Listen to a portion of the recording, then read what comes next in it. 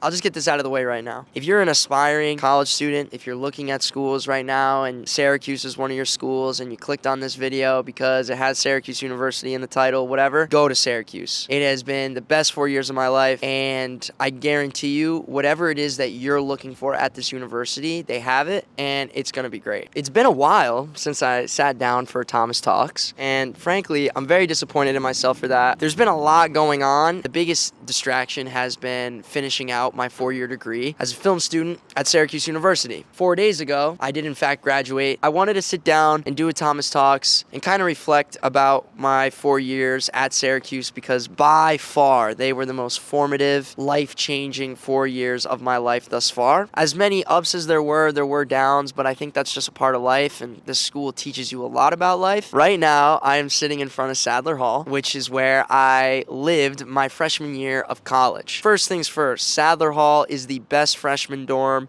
at Syracuse University. The location is amazing. I mean, right here is the dome.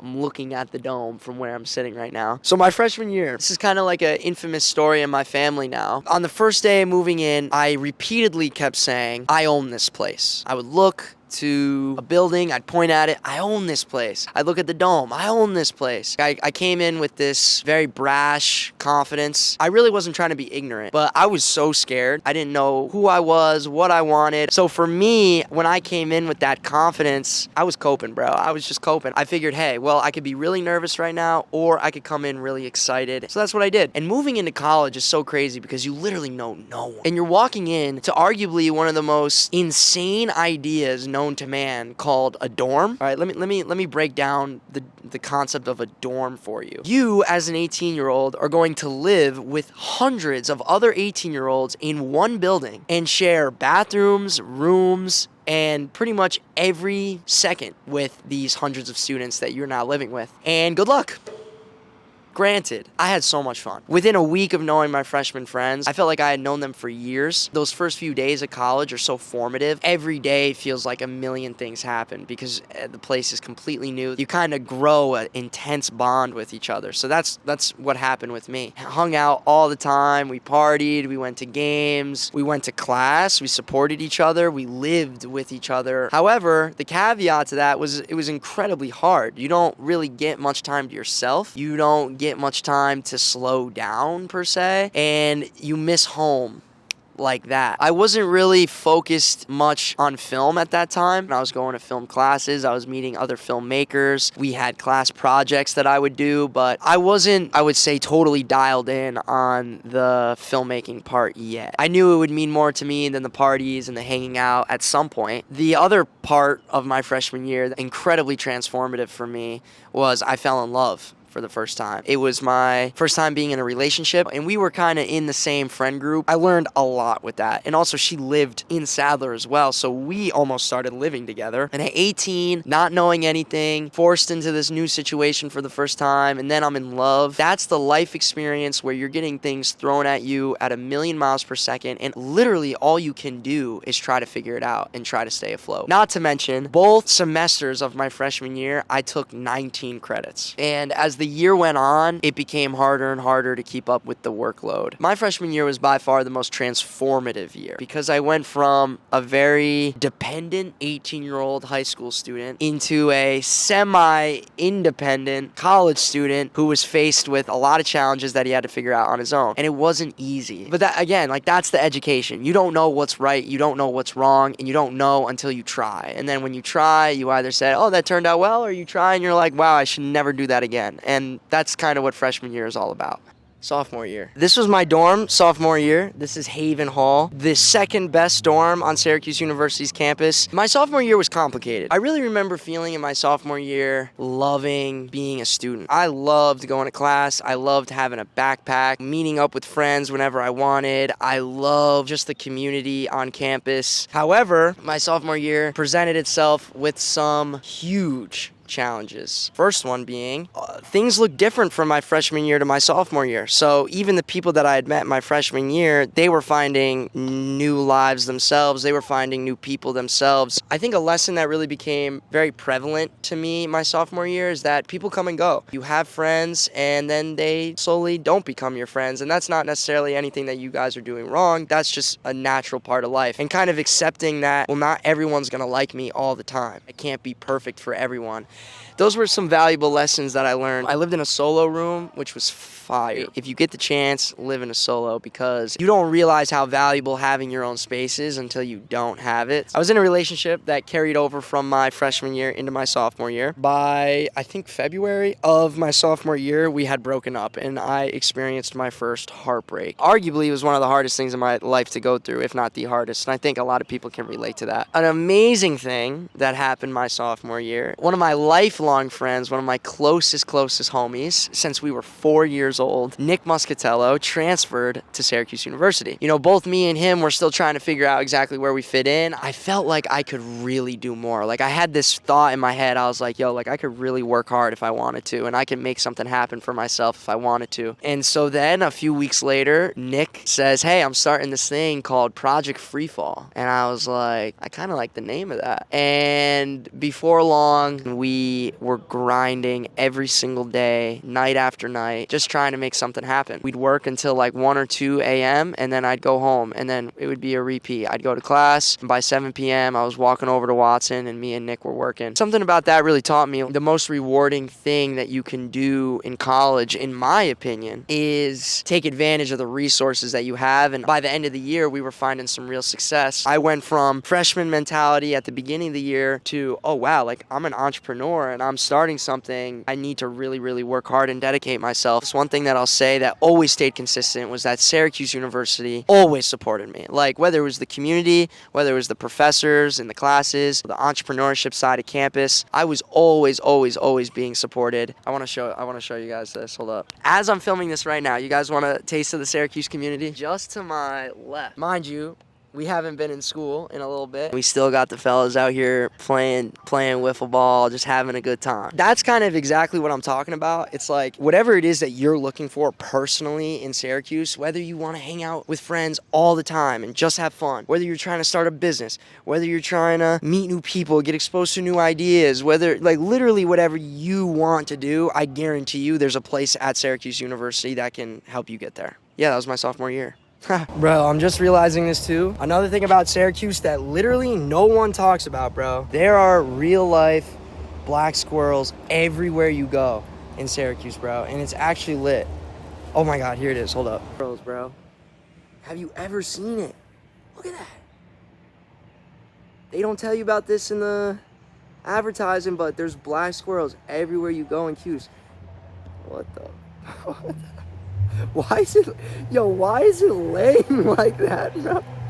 Why is it laying like that? So as you could probably tell right now, I am not in front of a dorm any longer. I'm in front of my off-campus apartment that I've lived at for the last 2 years. My junior year, and for me personally, was my favorite year at Syracuse, and it was my best year. At the start of my junior year, I had the honor of addressing the class of 2027 at the convocation ceremony held at the Dome. So I had a speech in front of 6,500 people that essentially talked a lot about my struggles as a freshman and even a little bit as a sophomore. Project Freefall had a very successful summer while we were gone off campus. When we came back my junior year, it was all systems go. We knew kind of what we were looking to do, and we were pretty focused, and we were building a team, and every day there was something to do. Every day there was work to be done, and that was exciting. My junior year involved a lot of trips to New York City. If you are thinking about going to Syracuse, one of the big benefits is you're pretty close to New York City. You're only 4 hours away. I was probably going to New York City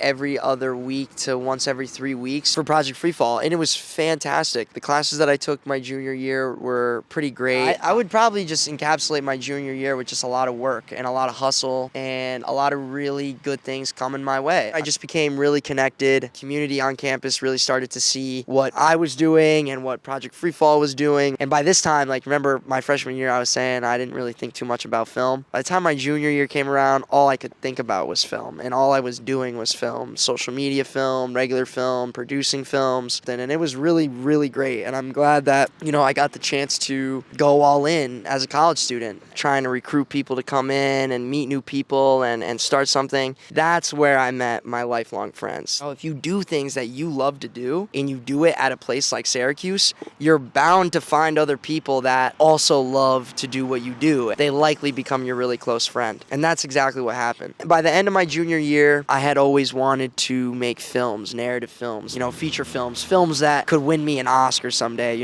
That's really what I was passionate about. That's why I came to film school in the first place. And in my junior year, I realized, well, why don't you just make films for social media? Like, why don't you have actors perform like they would in a narrative film? You just flip it vertically and edit it in a way where it's optimized for social media. I wrestled with the thought for a long time, took a little bit of a sidestep from what I was doing with Project Free Fall, and I pursued that.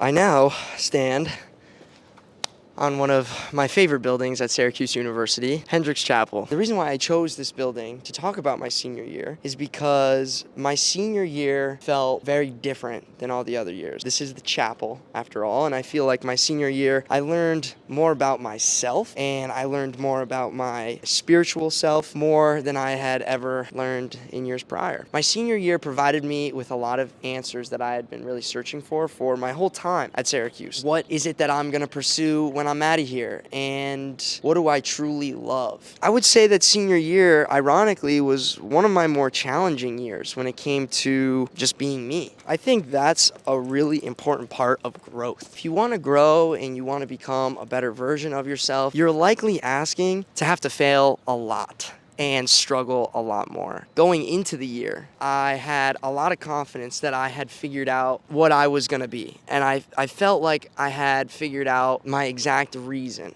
I was going to make these short films for social media, and it was going to work, and I was going to go viral, and I was going to do all these big things. And then my senior year slowed me down. In past years, I had loved being a student, and this year, I didn't like being a student. You question so quickly, why am I still here? Why am I even doing this?